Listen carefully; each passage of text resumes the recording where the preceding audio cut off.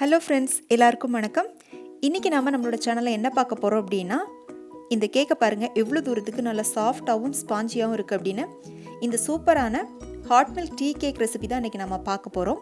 இது வந்து ரொம்ப சிம்பிளான ஒரு ரெசிபி. வீட்டில் இருக்கிற பொருளை வச்சு நீங்களும் ரொம்ப ஈஸியாக இதே மாதிரி டீ கேக் வந்து பண்ணலாம்.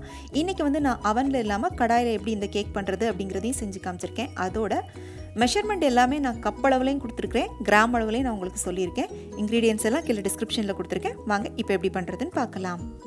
இதில் வந்து மெஷர்மெண்ட் கப்புக்கு அரை கப் அளவுக்கு பால் எடுத்திருக்கேன். இது வந்து கிட்டத்தட்ட 125 ml வருது. இதில் வந்து ஒரு 50 கிராம் அளவுக்கு வெண்ணெய் போட்டுட்டு இந்த பாலை சூடாக்கிக்கோங்க. பால் சூடாகி வெண்ணெய் வந்து கரைஞ்சால் மட்டும் போதும். பால் வந்து ரொம்ப கொதிக்க விடணும் அப்படின்னு அவசியம் இல்லை. இப்போ பாருங்கள், பால் சூடாகி வெண்ணெய் கரைஞ்சிருச்சு.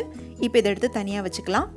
ஒரு மிக்சிங் பவுலில் 2 முட்டை உடச்சி ஊற்றிருக்கேன். முட்டை வந்து ரூம் டெம்பரேச்சரில் இருக்கிற மாதிரி எடுத்துக்கோங்க. இப்போ இதை வந்து நம்ம ஒரு பீட்டர் மூலமாக நல்லா பீட் பண்ணிக்கலாம். உங்ககிட்ட எலக்ட்ரிக் பீட்டர் இல்லைன்னா நீங்கள் வந்து விஸ்க் மூலமாக கூட நல்லா அடிச்சுக்கோங்க. ஆனால் அது வந்து கொஞ்சம் டைம் எடுக்கும் உங்களுக்கு.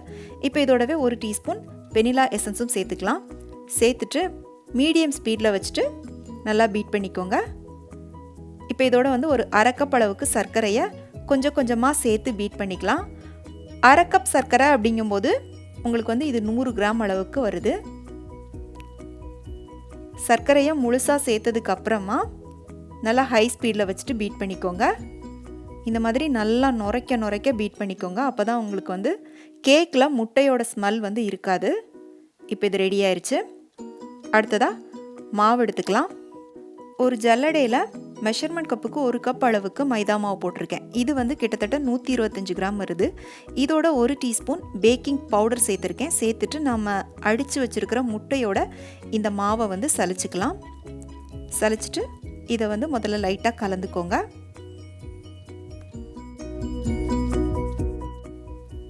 இப்போ கலந்தாச்சு. இப்போ இதோட நம்ம வெண்ணெய் போட்டு சூடு பண்ணி வச்சுருக்கிற பாலை ஊற்றிட்டு கலந்துக்கலாம்.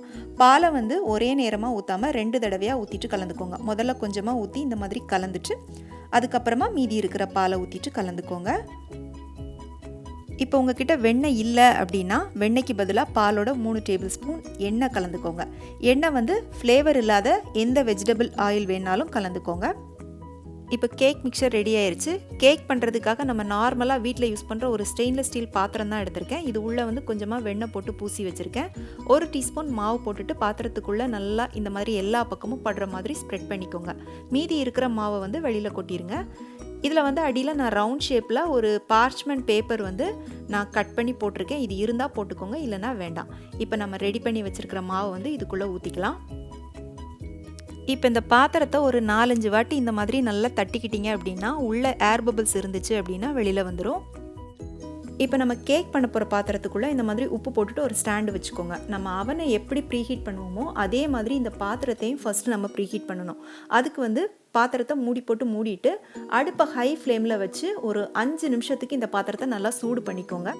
பாத்திரம் நல்லா சூடானதுக்கப்புறமா நம்ம கேக் மிக்சர் ஊற்றி வச்சுருக்கிற பாத்திரத்தை இது உள்ளே வச்சுட்டு மூடி அடுப்பை நல்லா லோ ஃப்ளேமுக்கு மாற்றிட்டு ஒரு 25லேருந்து 30 நிமிஷத்துக்கு குக் பண்ணிங்க அப்படின்னா நம்மளோட கேக் வந்து ரெடி ஆகிடும். இப்போ கேக் உள்ளே வெந்திருக்கான்னு நம்ம செக் பண்ணி பார்க்கலாம். பாருங்கள், குச்சியில் மாவு ஒட்டாமல் நல்லா க்ளீனாக வந்திருக்கு. இப்போ இதை கொஞ்சம் ஆற விட்டுட்டு இந்த மாதிரி ஒரு கத்தியை வச்சுட்டு கேக்கை லைட்டாக ரிலீஸ் பண்ணி விட்டுக்கோங்க. இப்போ இதை வந்து ஒரு கூலிங் ரேக்கு மாற்றிக்கலாம். மாற்றிட்டு மேலே இருக்கிற பார்ச்மெண்ட் பேப்பர் எடுத்துடலாம். பாருங்கள் எவ்வளோ தூரத்துக்கு கேக் வந்து நல்லா சாஃப்டாக வந்திருக்குன்னு. இப்போ இதை ஆறுனதுக்கப்புறமா நான் வந்து உங்களுக்கு இதை கட் பண்ணி காமிக்கிறேன். கேக் வந்து நல்லா ஆறுனதுக்கப்புறமா கட் பண்ணுங்கள். உங்களுக்கு பிடிச்ச மாதிரி எந்த ஷேப்பில் வேணாலும் நீங்கள் கட் பண்ணிக்கோங்க. பாருங்கள், கேக் வந்து எவ்வளோ தூரத்துக்கு நல்லா சாஃப்டாக ரொம்ப லைட்டாக இருக்குது. இதை கட் பண்ணிவிட்டு ஒரு ஏர்டைட் கண்டெய்னரில் போட்டு வச்சிட்டிங்க அப்படின்னா ஒரு 4லேருந்து 5 நாளைக்கு இதே சாஃப்ட்னஸோடு இருக்கும். நான் கொடுத்துருக்கிற இதே அளவுகளை பயன்படுத்தி நீங்கள் இந்த கேக் பண்ணும்போது ரொம்ப திகட்டாமல் கரெக்டான ஸ்வீட்னஸோட எல்லாரும் சாப்பிட்ற மாதிரி இந்த கேக் வந்து இருக்கும். கண்டிப்பாக ட்ரை பண்ணி பாருங்கள். இந்த கேக் பிடிச்சிருந்துச்சு அப்படின்னா உடனே லைக் பண்ணிவிட்டு இன்றைக்கே ட்ரை பண்ணி பாருங்கள். மீண்டும் வேறொரு ரெசிபியோடு சந்திக்கிறேன். நன்றி, வணக்கம்.